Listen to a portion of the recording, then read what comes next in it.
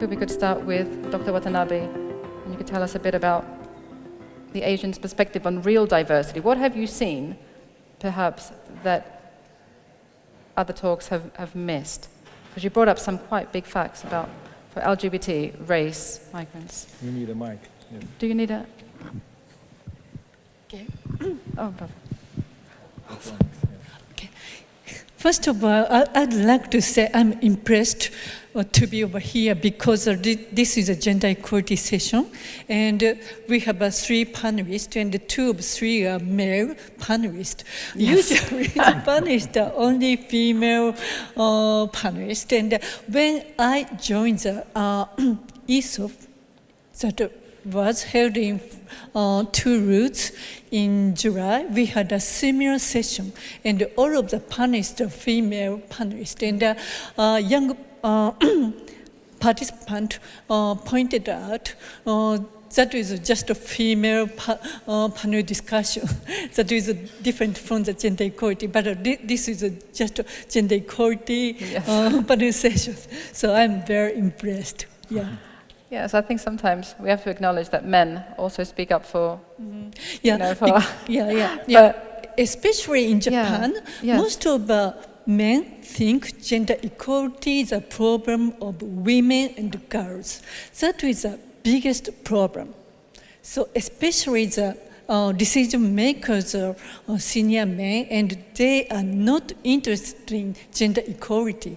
If they think gender equality is a very important problem for the society, the situation will change. But we are now promoting gender difference as well as gender equality as an important factor for science, technology, and innovation. A lot of men are interested in it because they are interested in promoting STI, science and technology.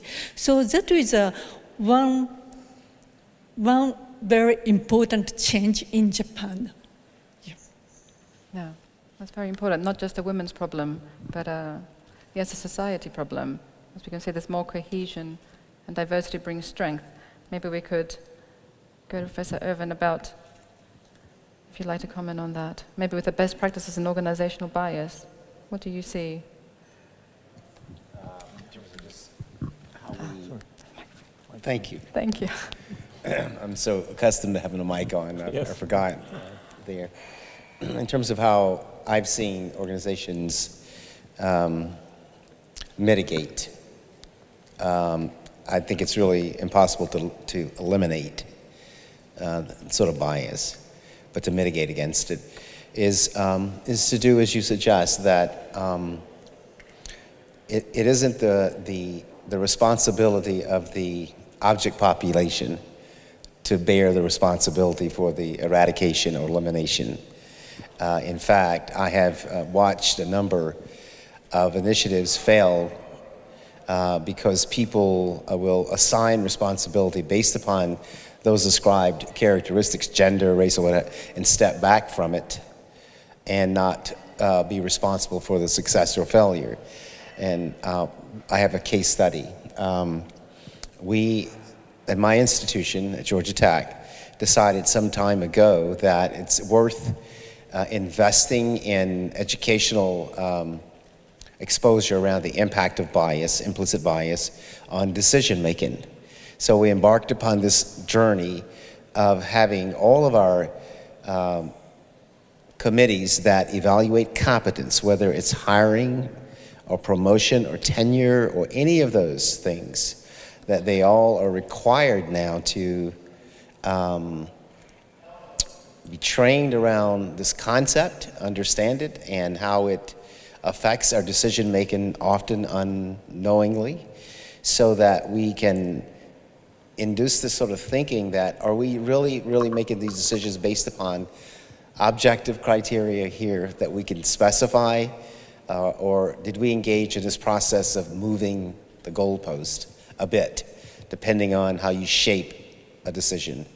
And that's about half of our faculty have been participants in these trainings in a 2-year period of time. We hope the other half will be done. And we're going to start measuring things like outcomes. We want to start looking at decisions about the pool, what sort of metrics are in the pools, whether it's gender, whether it's intellectual diversity, or those kinds of things, to see if there are actual changes as to who comes along in the process.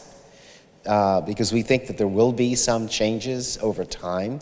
In fact, I know there will be, because some of our most distinguished scholars have stepped to the fore and acknowledged the impact on decision making. In fact, when we started this training, we learned very early on that we had to have white males facilitating the training in order for it to be received by a large cohort of our faculty, which happened to be 80% men and 95% white. So we sort of figured out some things along the way and invested ownership so that there is a collective responsibility for the outcome. Okay, thank you very much. And this might be a great opportunity, actually, to for Professor Schouten about the criteria. Now, I know that you said that you don't have criteria yet and that you're working to put them in place, but it brings back the point, and after this answer, we'll open up to the audience. Who sets up the criteria for what you're trying to achieve, what we're all trying to achieve? Who makes up that composition? Yes, that's a good question, of course. The general point I want to make is that this should be done not only by, for example, NWO as funding organization or with our colleagues. This is a joint effort of all stakeholders involved, and that's also a little bit the view that we have and how we want to approach this point. So that means that we want to do that together, not only with our colleague organizations in Europe and worldwide, but also with the universities, with research institutes. Of course, also with academic groups who have expertise in this particular field and who do study, and actually data is very important to have to underpin the choices you make. So that is a little bit the process that we think of coming up to these new criteria. Thank you. And I will open up to the audience. Happy to take questions. See if you, state where you're from and who you're directing it to.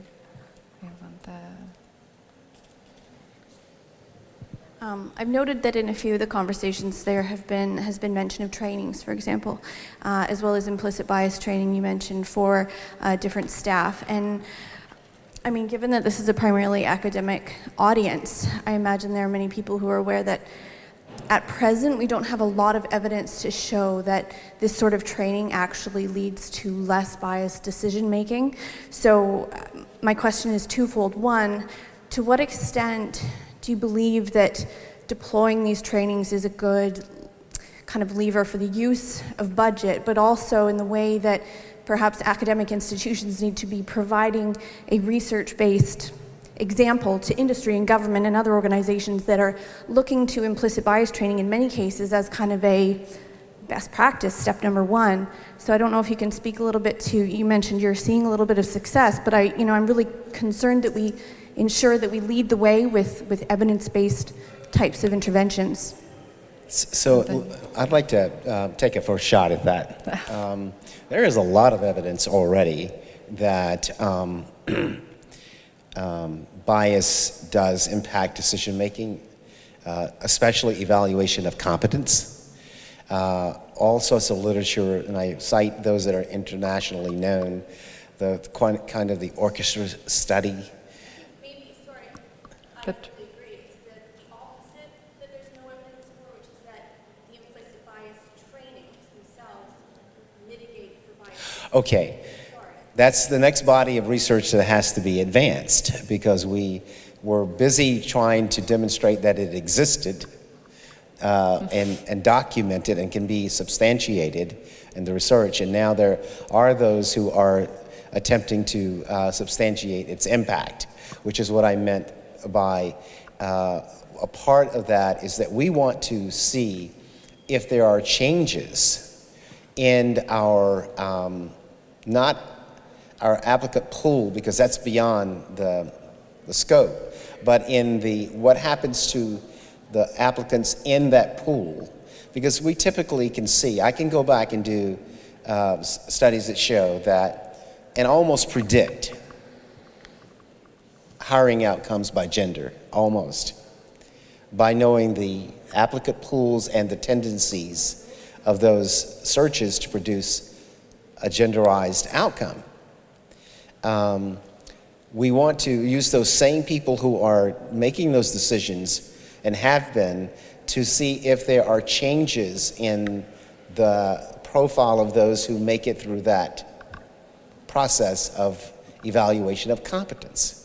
Now, it's not the most perfect way of establishing this, but it's kind of at least a corollary sort of look at what happens when people are held to these standards. For example, we will have a required 1 hour or whatever at the launch of a search and ask that these equity advocates be established for the search itself and that certain process things be put into place. So we want to begin to see if there are changes in the outcomes of hiring processes for those who are trained versus those who aren't.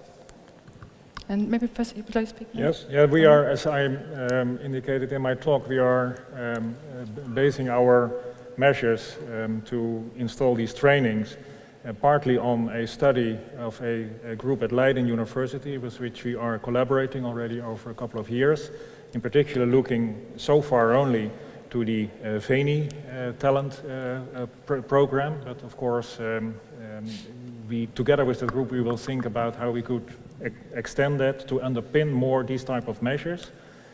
But still we made a decision as board of NWO that although the figures might still be a little bit limited, that we still will start implementing these measures because creating awareness in this way we still think is very, very important, although we might perhaps need more solid numbers to underpin that. Dr. Watanabe. The training to remove unconscious bias is getting popular even in Japan, and that is very important. But just having training is not so effective. They need to know that gender equality has a higher value in the society. So we need to show many data, but we have to take care about the data. Some data are policy biased data. So we have to distinguish between the policy biased data or pure data. So that is very important. And one more thing I would like to say, the senior people have a lot of knowledge, and sometimes knowledge disturbs the new knowledge. So younger people are very pure, and it is very easy to understand the unconscious bias. But senior people have a lot of knowledge, and they cannot accept new concept. So it is very effective to show the unconscious bias to younger people, and that will be effective in the future, I think. That's an interesting point that comes up. Who gets trained and at what age they get trained as well? Do we have any more questions? Anyone else lead to that? Doesn't fall through. 1, 2, 3. Thank you. I'm Maartje Smits from VHTO, which is the expert organization in the Netherlands for girls and women in science and technology. And my question, I'm not really sure how to phrase it, but I'm kind of wondering, you're all talking about providing trainings on implicit bias and this kind of things, trying to mitigate certain problems, implementing measures on how to get more women into science, how to get more people with a minority background into science. But I'm wondering, shouldn't we question the hierarchical pyramid structure of academia and universities? Because maybe the environment itself is just not very friendly for women or not very friendly for people that are non-white or something. So shouldn't be the question more also about the structures itself, and especially in a neoliberal context in which everything becomes way more about measures and results and with as little resources as possible. So that was my question. Excellent. And I do remember, Archie, you saying about deconstructing and reconstructing higher education to get our goals met. I don't know if you'd like to talk about that a bit Sorry. Yeah. before we move on. Yeah, I do think there are causal implications of, if I heard you correctly, structures and hierarchical ones. And I think that a part of why we look at the power dynamics of institutions and assess the implications of that in terms of decision making and decision makers, where these factors such as dominance, male dominance of leadership posts, we think that probably have some fertile ground for understanding what's happening in higher education. I know in the lab setting, we do some research in labs, well, across the academy, and some of the research in the PhD training labs indicate that there are socialization processes that take place that are genderized inside of these labs. Who gets to set the lab up? And who is willing to allow someone non-dominant to be the lab leader? And because everything starts and ends with your team in the lab. And we see a lot of problematic situations in labs where it is really genderized negatively toward women. You want to? I'm working in the funding agency in Japan, so I can tell about the funding. So the one problem is the funding is getting more competitive. So many researchers cannot get research budget enough. And that is a very serious problem in the universities. So especially if the researcher would like to do the research in the new field, it is very hard to getting a research budget. And most of the competitive research budget are just for the established field. So that is a problem of the structure in the budget. Yes. Yeah, I can also comment on that of the viewpoint of a funding organization. We very much recognize this particular point. And we, first of all, of course, it's also the responsibility of the universities how to handle that. But in our project and program evaluation schemes, we are more and more focusing on team science and on the consortium. When I address the national research agenda, we evaluate programs and calls and projects applied for on 3 criteria, which is of course scientific excellence, which is the impact on society, and the third one is how is the consortium put together. Because the amount of funding is considerable, up to millions of euros, and is it only the PI who takes all the money and has 50 PhD students and that's it? Or is he or she building really a research group where there is collaboration and well, all these issues involved? And that is then part of the evaluation of the project, is 1/3 of the evaluation criteria, and it's really important that that all these issues concerning inclusion and diversity are reflected as well. So the PI has to think about that, and that holds for NWO funding schemes like what we call the gravitation program, which is a big round for a couple of PIs of the order of 20 million. It's for our top sector policy where we have large grants later on, but also for the national research agenda. And I think it goes without. Is this on still? Can you hear? Yeah. Oh, there we go. Okay. Whew, that scared me. Without saying that this concept of broadening participation is very dominant in U.S. public research funding. Our national science foundations, academies, and our institutes of health, and all of the major funders have moved in the last 10 years or so toward a part of the evaluation is how does your research broaden participation and impact so that it is beyond the traditional confines of the few privileged. to extend it more broadly. So that's important. Yeah, may I add to that? That is, we also taking some measures as NWO to tackle what we call the Matthew effect. That all the NWO money is going to only a certain number of excellent researchers. So one measure that we took is that one PI can only participate in one such a big grant. Up to now, they may in everyone, and you see them showing up in everyone, but now they can only participate in one. So making money available also for other researchers, especially the younger ones. Yes, and one part of this, the global perspective on inequality, of course, is the neoliberalism aspect, which has seen institutions in the UK as well, with tuition fees, with funding, with departments dominated by who funds what.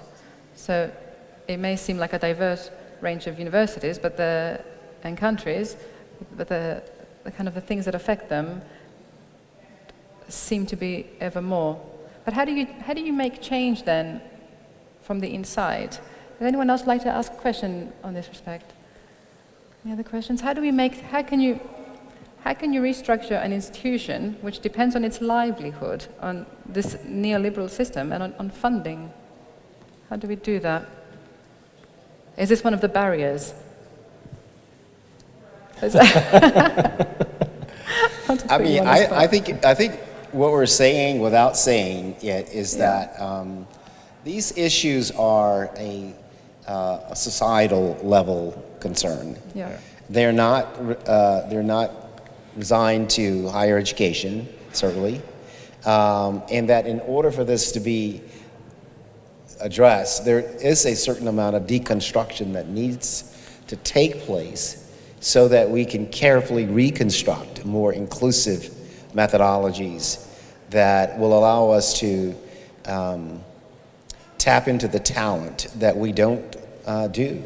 All of us, if it ever happens, we want the best specialist care if medical need is there.